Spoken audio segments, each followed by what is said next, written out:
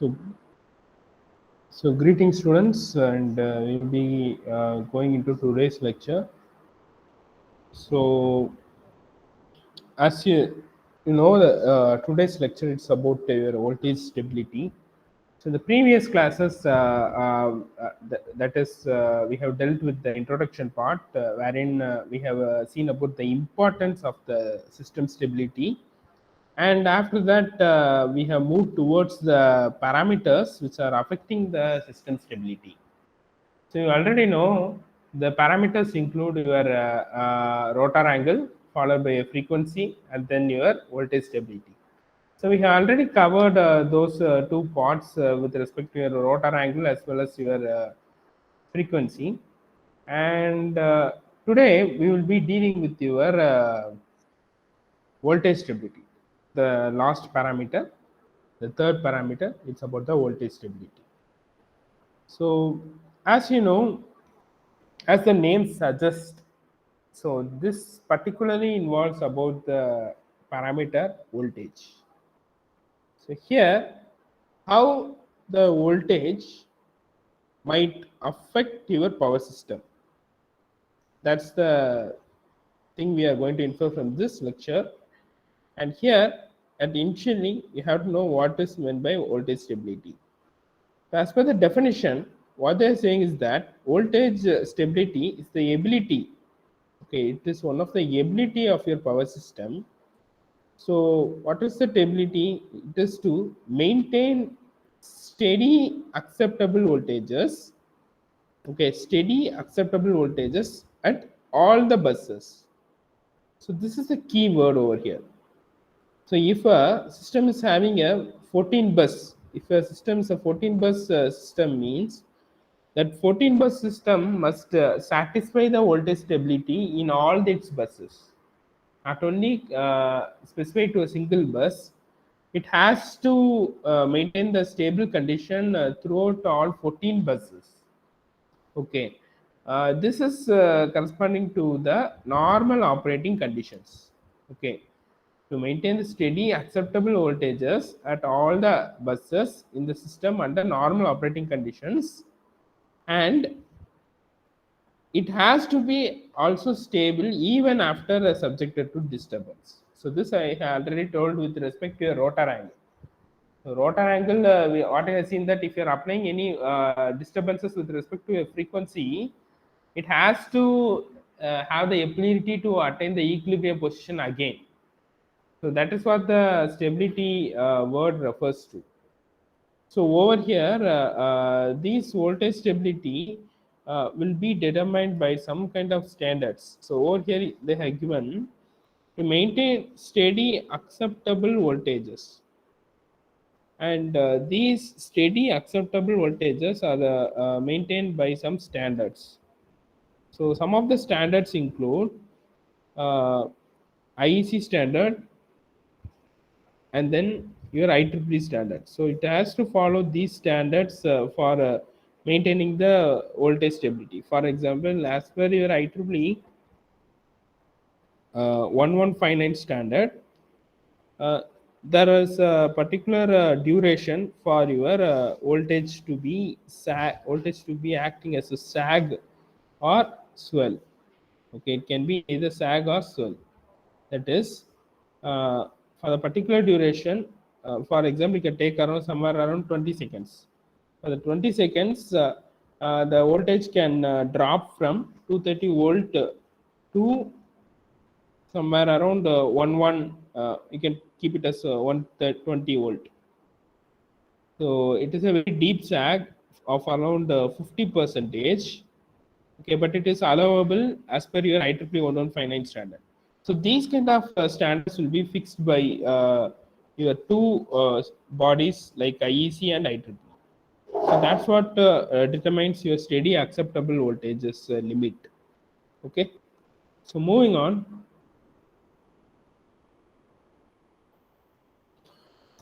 So how we can say the system voltage is stable?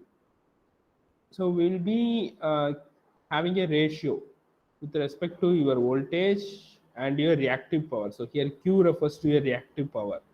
if the ratio of the voltage and your reactive power is positive. If the voltage of your voltage ratio of the voltage and your reactive power is positive, then you can tell that system is having a stable voltage. At the same time, if the ratio of voltage and your reactive power is negative, even in any one of the bus, even in any one of the bus, you can say that the voltage is unstable. So these two forms the primary criteria for the stability of your voltage. That is, they mainly depend upon your V by Q ratio. Okay, and after that, the progressive drop in the bus voltage can also be associated with rotor angle. So what I'm telling is that the voltage stability is also affect your rotor angle parameter.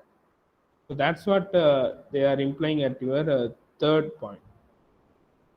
So mostly the rotor angle, the frequency, followed by our frequency rotor angle, and then the voltage, everything will be somewhat interdependent through any one of the equation. So that's what your third point is implying. So coming to the next one, we'll be seeing this voltage stability characteristics, how the voltage is depending upon the load. We'll be seeing through this particular system. So here the system is a radial system. Okay, so it is a you might have studied in a transmission and distribution regarding the different type of system, like radial and ring type. So like that lump distributed system. So like that many system you might have studied. So this is one of the radial system, wherein here at the left side we are having the source. Okay, at the left side we are having the source, and at the right end we are having the load, and in between it is connected through a transmission line. So here you already know that all the Sir, parameters once are again, sir. About load and yeah, source, sir. Once again, sir. yeah, okay, I'll be telling. So here you can see this is the source side. The right hand side, sorry, left end is the given to be the source side, and your right end is taken to be your load side.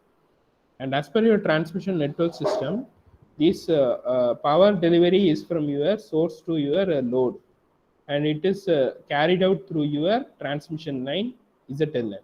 So that's what this ZLN implies. So here the connection or the network topology of this system is called as radial system. Okay, so there are different types so that you can just see through the books if you're having transmission and distribution books. So there you can see. And coming with respect to this point, so over here the power is generated from the uh, source ES and it is delivered towards the load. Okay, so here the power delivery is from any kind of power plant, and that load is nothing but your consumer. So that is ourselves, like a household, or it can be domestic or industrial loads. So here, as you know, the parameters over here entirely they are expressed in vectors. So here it is expressed as vectors, not as scalar. So it will be having both magnitude as well as the uh, angle, phasor angle it will be having, or it will be having direction. So the direction is represented through your phasor angle. So here there is ZLD. So ZLD is the magnitude of your load, whereas this phi, so this phi is nothing but the angle between your voltage and current at the load side. Voltage and current at the load side. Whereas this ZLN correspond to your magnitude of impedance at your line from source to receiving end. Okay, and this theta refers to the angle between the receiving end and your sending end. Okay, so these things also you might have went through study in your power system in the previous semesters. So this theta corresponds to the voltage phasor shift between your receiving side and your sending end, whereas this phi represents your phasor shift between your voltage and current with respect to the load. Okay, so that is with respect to this particular diagram, and in this diagram you have to apply find this I. So basically, as I said, the previous lecture, we have seen with respect to the power delivery. With respect to power delivery, how your rotor angle is affected, we have seen. The same goes on with here. With respect to your power delivery, how your voltage is affected. So that's what we will be seeing over here. So for that, we have to initially find this I value. So basically, we'll be putting KVL in this particular loop.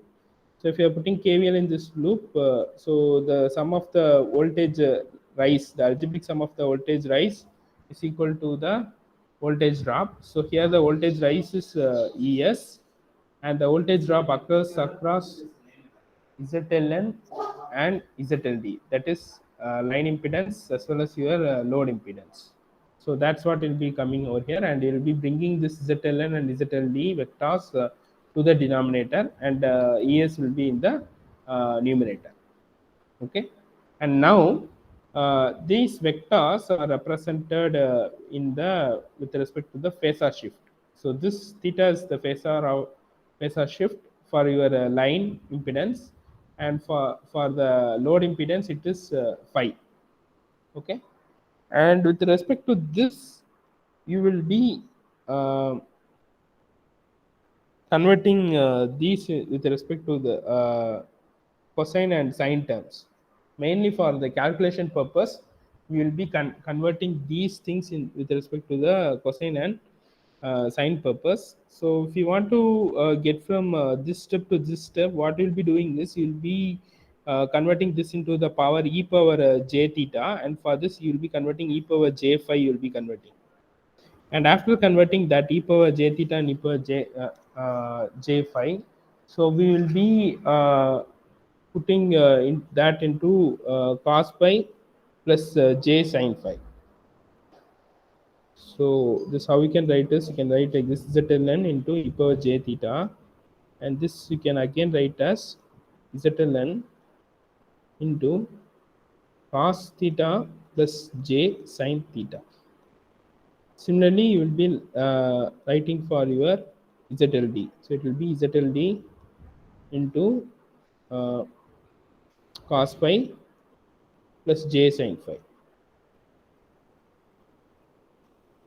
Okay, so that you will be writing, and after writing these things, you will be substituting and you will be grouping it.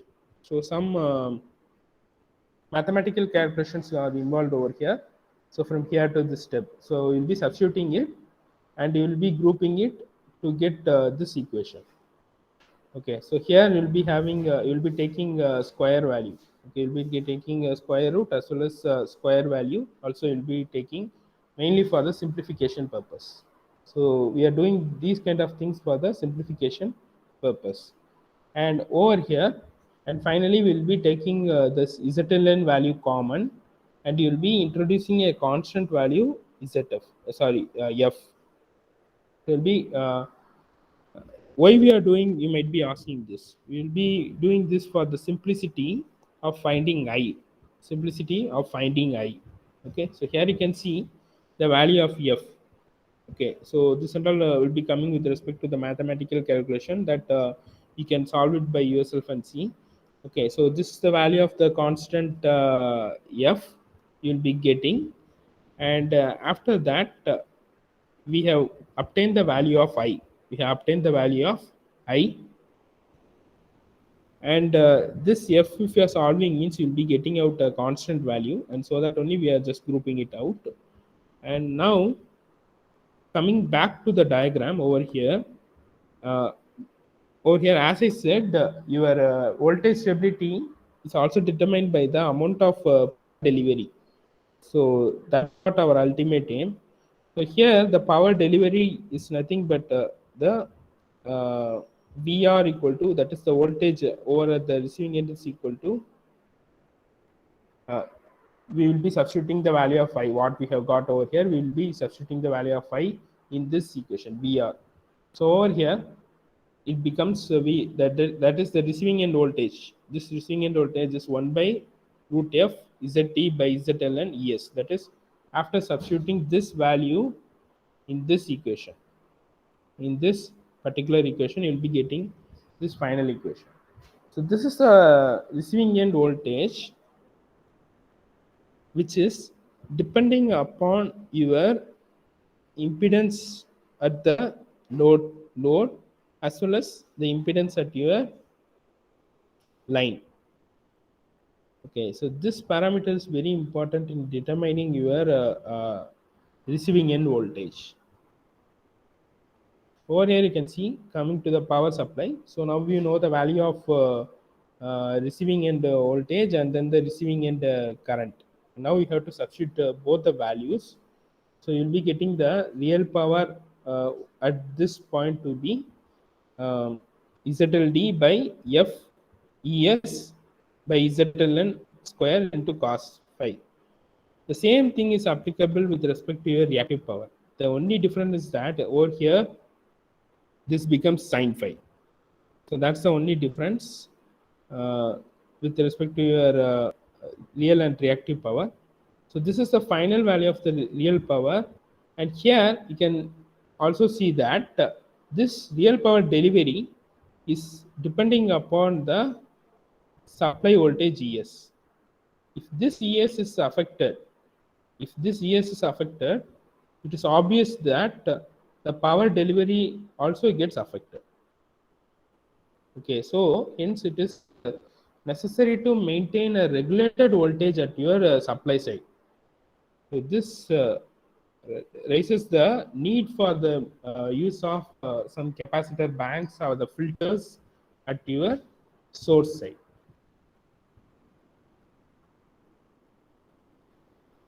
Okay, so moving on, we'll be seeing some graphs. So there are graphs. You just see this graph. This graph is a very important graph which determines your voltage. Okay, it determines your voltage. So here you see they have plotted the voltage in per unit. So here the voltage is the plotted in per unit representation. Okay, so this is the 0.5 value, this is 0.8 value, this is 1.0. So one is your maximum value for a per unit representation. And coming to the y-axis, here you can see the ratio of impedance with respect to your line and load. As I said in the previous itself, this voltage at the receiving end depends mainly upon the ratio of your ZLD and your ZLN. So that's what they have given over here. So that's what here they are taken as the x-axis. And if you are varying this ZLN and ZLD ratio, if it is varied from 0 to 2, okay, if it is varied from 0 to 1, so there exists normal operation. Okay, there exists normal operation with respect to the power delivery. Okay, here you can see there exists normal operation with respect to the power delivery. But at the same time, if you're increasing the ratio, this ratio if you're increasing more than 1 means then there will be the rise of the abnormal operation. If it is going above 2, then there rises the abnormal operation. Okay, so particularly what happens they have given. So this is with respect to the power delivery. At the same time, what happens to with respect to the current? Okay, the receiving end current and then the source current here they have given, and then over here they have given your receiving end voltage towards your sending end voltage. They have given this ratio. As you can see, if these values keep on increasing, your sending and receiving end voltage by your sending end voltage decreases.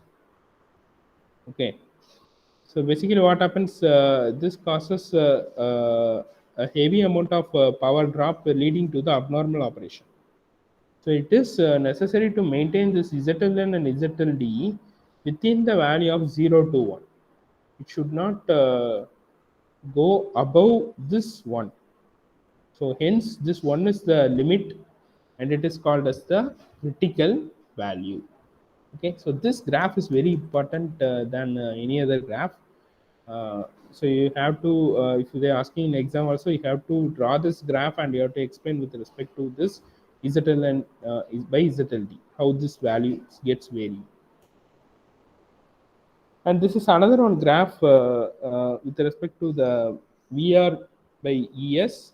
So the same thing which is depicted over here is taken separately, and they are giving in this fashion. But here, the uh, value what we are changing is PR by PR max. Again, this PR by PR max value is depending upon this ZLN by ZLD. Okay, impedance at with respect to your line and your load. Okay, coming to the next graph. So here you can see this ZLN and ZLD will be depending upon the type of load. Based upon the type of load, your ZLN and ZLD gets also will be varying. Uh, so here they are representing those values with respect to your power factor. Here you can see if we are maintaining this PR by PR max above 1 means basically what happens, you are crossing the unity power factor line. So this is what your critical value line. You are crossing this critical value line, and this becomes to be a capacitive load. This becomes to be a capacitive load. At the same time, if you are going below 1 means this becomes your inductive load. So most of the loads will be in the value of less than 1. Will be in the value of less than 1. So most of the loads will be inductive over here. So this is another one characteristic graph. You can just see through it. So this is the important thing. So this is the final conclusion of this lecture. So what happens to the voltage stability when large disturbance occurs, and what happens to the voltage stability when small disturbance occurs? So when a large disturbance occurs, what generally happens is uh, the system faults or the loss of generation or the circuit contingencies will be occurring. So the large disturbances will be mainly due to the system faults. The particular thing what you have to see is that these large disturbances are the reason wherein they will be occurring for a huge range of time period. That is, the range of time period will be around somewhere in minutes, tens of minutes, but not in seconds. Okay. uh, and you might have experienced this voltage large disturbance voltage stability in your household itself. Sometimes your voltage your bulbs will be your fluorescent tube light will be blinking, okay, for a particular duration, like around somewhere around some 30 seconds to 1 minute. Sometimes it will be blinking, and after that it will become steady. So that is where this large disturbance occurs. So that is a kind of a large disturbance. And after that is a small disturbance. And these small disturbances are vary in the range of milliseconds. So where when these small disturbances occurs means they will be occurring uh, they occurs when they particularly occur when you are adding additional load. For example, if you are running a motor load and suddenly you are connecting another one a heavy motor load with respect to the particular network means there will be a sudden um, drop in your voltage, but it will be only for a very small duration. Okay, so that will be contributing to your small disturbance. Okay. So I hope you got some idea about this voltage